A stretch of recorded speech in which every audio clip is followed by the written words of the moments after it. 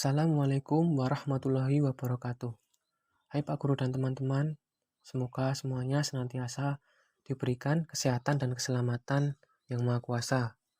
Perkenalkan, kami dari kelompok 5 akan mempresentasikan hasil diskusi kami mengenai biografi Perdana Menteri Ali Sastroamidjojo I, yaitu di tahun 1953 sampai tahun 1955. Akan tetapi, sebelumnya kami akan memperkenalkan anggota kelompok kami terlebih dahulu. Yang pertama, saya Nur Hidayat Amarudin, absen 24 sebagai moderator. Selanjutnya, Hera Dewi Riani, absen 14 sebagai narasumber 1. Lalu, Rizal Anas, absen 28 sebagai narasumber 2. Yusanda Ali Barokah, absen 35 sebagai narasumber 3. Zuniar, absen 36 sebagai narasumber 4. Baiklah, marilah kita buka presentasi materi kali ini. Jumlah materi yang akan dipresentasikan yaitu ada 10 materi. Untuk materi yang pertama, mengenai biografi Ali Sastroamidjojo. Kepada narasumber yang pertama, Mbak Hera Dewi, waktu saya persilahkan. Biografi Ali Sastroamidjojo I.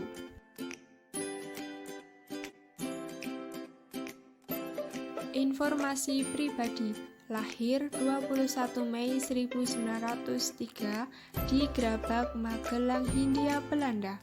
Meninggal dunia pada tanggal 13 Maret 1976, umur 72 di Jakarta, Indonesia.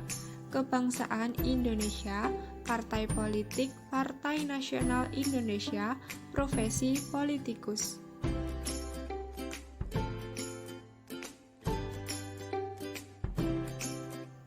Ali Sastroamidjojo lahir pada tanggal 21 Mei 1903 di Grabak, Marbabu, Jawa Tengah. Ali Sastroamidjojo yang merupakan anak ke-11 dari 12 bersaudara ini, meski lahir dan sempat menjalani kehidupan di kota kecil, ia sangat beruntung karena berasal dari keluarga yang masih tergolong priayi. Ayahnya, Sastroamidjojo, pernah menjadi Wedana di Jetis, Temanggung.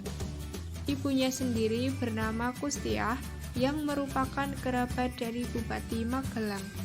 Ayah dan ibu Ali Sastroamidjojo sangat gigih mempertahankan adat istiadat Jawa dan juga pendidikan.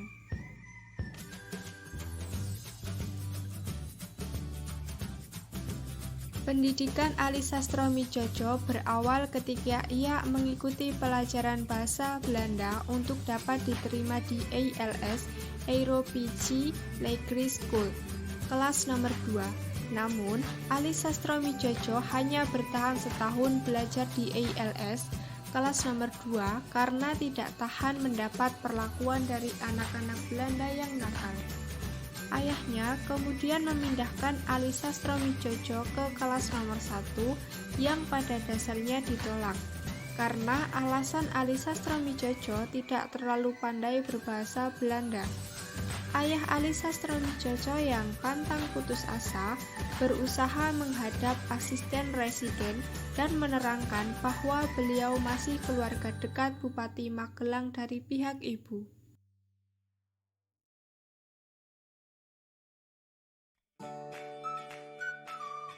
Dengan alasan itu, akhirnya Ali Sastroamidjojo diterima di ALS kelas nomor 1 dengan syarat setelah tamat sekolah, Ali Sastroamidjojo melanjutkan pendidikan ke sekolah kedokteran di Jakarta.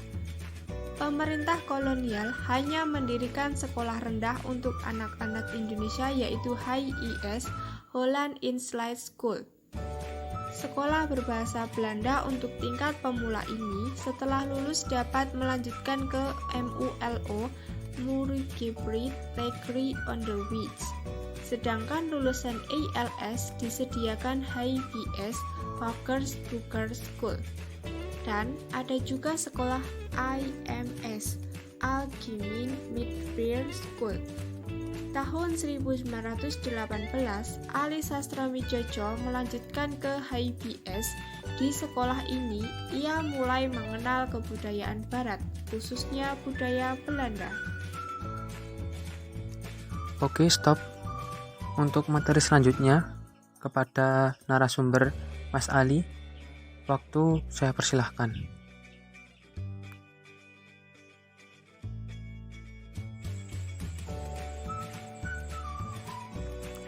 Ali Sastroamijoyo juga banyak belajar kesusastraan Prancis, Jerman, dan Inggris. Sastrawan-sastrawan besar seperti Bernard Shaw, Lamartine, Jacques Père, William Closs, Van Dissel membuatnya terkagum-kagum. Tahun 1922, Ali Sastroamijoyo menyelesaikan pendidikannya di HBS. Setelah lulus, ia bertemu dengan Titi Rulia yang kelak menjadi istrinya. Ali Sastroamijoyo mendapatkan beasiswa di Belanda atas bantuan Dr. Hendrix Kramer, seorang sarjana ilmu sastra dan kebudayaan timur.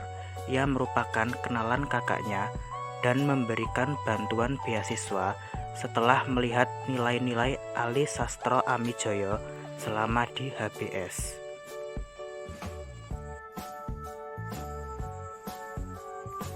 Selama di Belanda, Ali Sastroamijoyo tinggal di Leiden dengan tujuan masuk Fakultas Sastra dan Filsafat, tapi ditolak dengan alasan bahwa ijazah HBS belum memenuhi syarat. Ia pun dianjurkan untuk belajar lagi dan hanya memperoleh ijazah bahasa serta kesastraan Latin dan Yunani. Akhirnya ia membatalkan niatnya belajar sastra dan kebudayaan timur dan berpindah pada studi ilmu hukum. Walaupun ia harus menyelesaikan studi di Leiden selama 5 tahun dengan perbandingan 2 kali ujian, yang pertama ditempuh 2 tahun dan yang kedua yaitu ujian doktoral ditempuh 3 tahun, Ali Sastroamijoyo pun berhasil lulus dengan mendapatkan gelar Master in the Rechten atau sarjana hukum dari Universitas Leiden tahun 1927.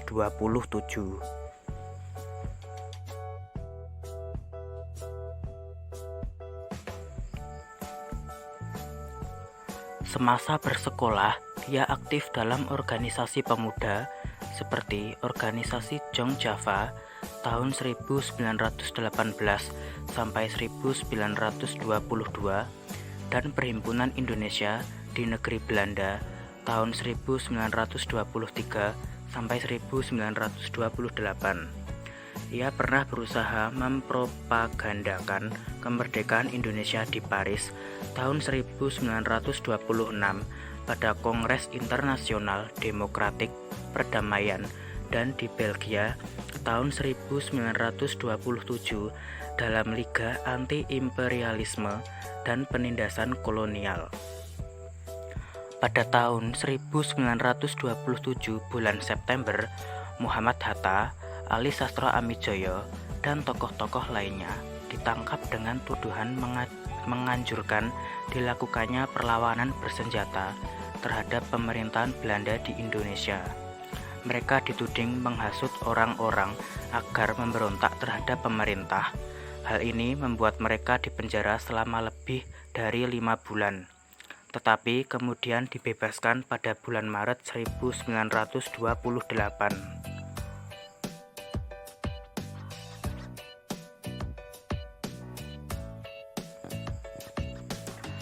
Ali Sastroamijoyo berusia 24 tahun ketika sedang mempersiapkan ujian doktoral di Universitas Leiden.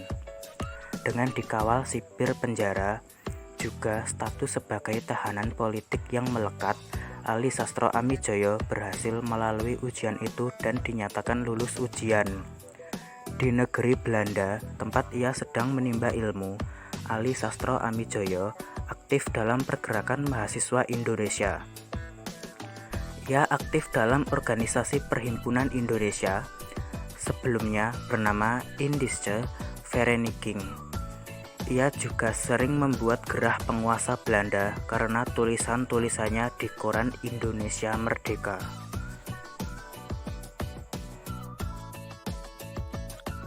Ya, baiklah. Tadi mengenai materi biografi Ali Sastromiatdjojo. Beliau adalah seorang politikus, bukan nasionalis, yang lahir pada tahun 1903 di Gelabak, Magelang. Pada masa itu masih Hindia Belanda ya, dan meninggal pada tahun 1976. Beliau juga banyak belajar tentang kesusastraan Jerman Prancis, aktif di organisasi pemuda seperti Don Java, dan juga aktif di organisasi Perhimpunan Indonesia, serta di pergerakan mahasiswa Indonesia, seperti yang dijelaskan oleh Mbak Era dan Mas Ali tadi. Mari kita lanjutkan ke materi berikutnya, yaitu sepak terjang perjuangan Ali Sastromiatdjojo. Kepada narasumber Mas Rizal, waktu saya persilahkan.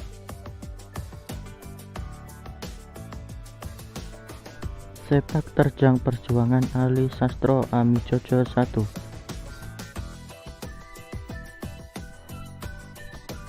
Ali Sastroamidjojo kembali ke Indonesia tahun 1928. Bersama-sama dengan Mr. Sujudi membuka kantor pengacara, kemudian bersama Dr. Sukiman menerbitkan majalah Janget di Solo. Akan tetapi, ketertarikannya pada dunia pergerakan dan kecintaan kepada rakyatnya membuatnya meninggalkan pekerjaan tersebut.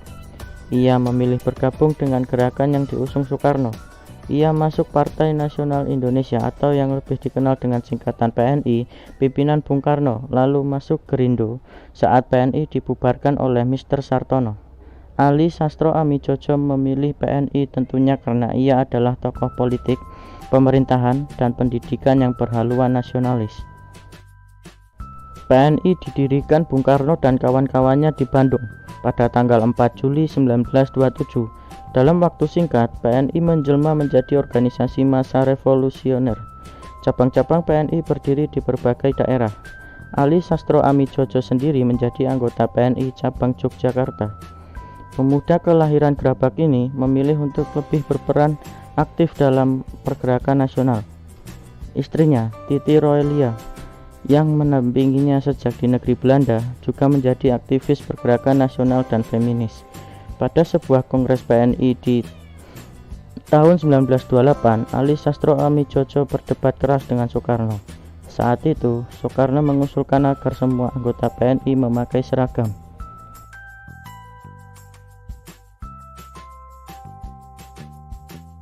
Soekarno menganggap memakai seragam dapat mengangkat harkat kaum pribumi. Akan tetapi, Ali Sastroamidjojo menyatakan ketidaksetujuannya terhadap ide tersebut. Ali Sastroamidjojo berhasil mementahkan usulan Bung Karno saat itu. Walaupun begitu, keduanya tetap berkawan akrab. PNI sendiri berkembang pesat pada saat itu. Di masa penguasa kolonial, pertumbuhan PNI yang luar biasa mengancam kekuasaan mereka. Pada tahun 1929, Soekarno dan 3 kawannya ditangkap oleh Belanda. PNI sangat goyah saat itu. Ketika Soekarno ditahan di penjara Sukamiskin, PNI sudah bubar dan dinyatakan terlarang.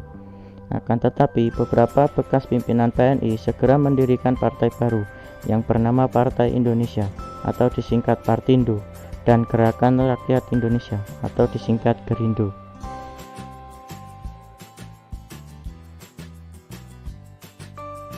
Itu tadi mengenai sepak terjang perjuangan Ali Sastromiatdjojo. Beliau banyak berperan di Indonesia seperti membuka kantor pengacara, menerbitkan majalah, juga ikut dalam Partai Nasional Indonesia atau biasa disebut dengan PNI, lalu masuk ke Gerindo. Ya, seperti itu telah dijelaskan oleh Mas Rizal tadi. Baiklah, lanjut ke materi berikutnya, yaitu perjalanan karir Ali Sastromiatdjojo. Kepada Mbak Zuniar, waktu saya persilahkan.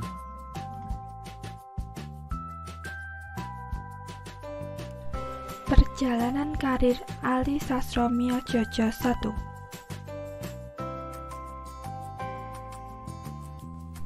Pasca kemerdekaan Indonesia diproklamirkan, Ali Sastromiatdjojo langsung menjadi salah satu sosok penting di pemerintahan Republik yang baru. Bung Karno menunjuknya sebagai Menteri Penerangan. Lalu, di bawah Kabinet Amir Syarifuddin, Ali Sastromiatdjojo ditunjuk sebagai Menteri Pengajaran, Pendidikan, dan Kebudayaan atau P2K. Di masa jabatannya, ia berhasil merancang Undang-Undang Pokok Pendidikan dan Pengajaran. Rancangan undang-undang itu dianggap progresif pada zamannya. Pada tahun 1950, Ali Sastroamidjojo ditunjuk sebagai Duta Besar pertama Indonesia di Amerika Serikat.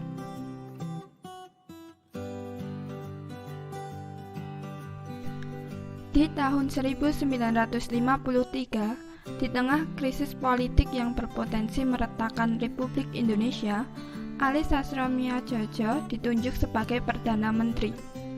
Orang-orang sering menyebut kabinet Ali Sastroamidjojo sebagai kabinet kiri.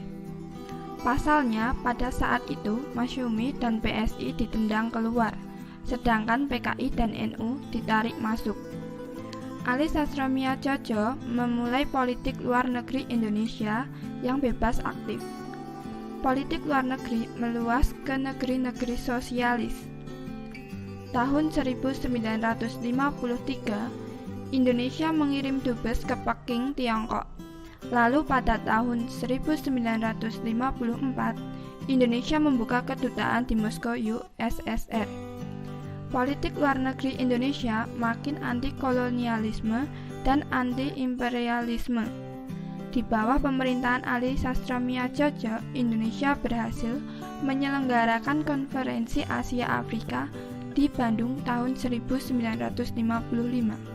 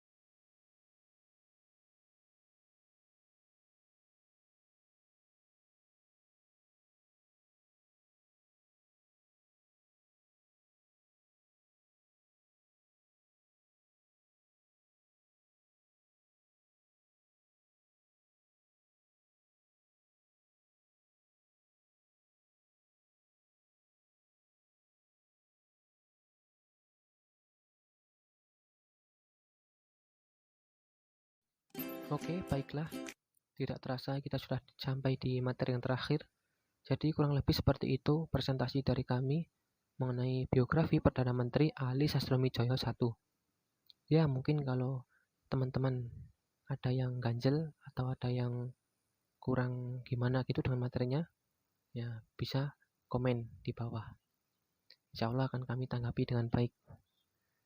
Ya, selanjutnya saya mengucapkan terima kasih kepada para narasumber yang telah menjelaskan materi demi materi hingga materi terselesaikan. Kami juga berterima kasih kepada audiens, baik Pak Guru, teman-teman, atau yang lainnya yang sudah mendengarkan dan menonton materi ini sampai selesai. Baiklah, sudah tiba masanya di acara penutup. Kami mohon maaf apabila banyak salah kata dari awal penyampaian sampai akhir. Kami berharap materi ini bisa bermanfaat, tentunya untuk sekarang atau bagi masa depan di kalangan pelajar maupun di kalangan yang lainnya. Kami tutup presentasi kali ini. Wabillahi taufiq wal hidayah. Akhiru kalam. Wassalamualaikum warahmatullahi wabarakatuh. Sampai jumpa di lain hari.